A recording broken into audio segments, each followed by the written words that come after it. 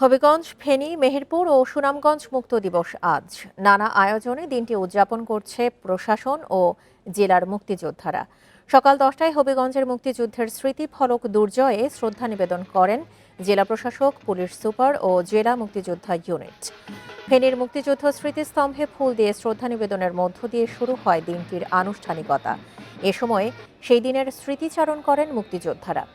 মেহেরপুর শহরের কলেজ মোড়ে অবস্থিত স্মৃতিসৌধে জাতির শ্রেষ্ঠ সন্তানদের স্মরণ করেন প্রশাসনের কর্মকর্তা ও মুক্তিযোদ্ধারা।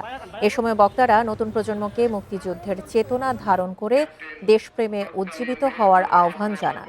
দিবসটি উপলক্ষে ঝিনাইদহ শহরের পুরাতন ডিসি কোর্ট চত্বর থেকে শোভাযাত্রা বের হয়ে শহর প্রদক্ষিণ করে। পরে মুক্তিযুদ্ধ স্মৃতিসৌধে অনুষ্ঠিত হয় আলোচনা সভা। এছাড়াও সুনামগঞ্জে গণকবরে শ্রদ্ধা নিবেদন সহ নানা আয়োজনে পালিত হয় দিনটি।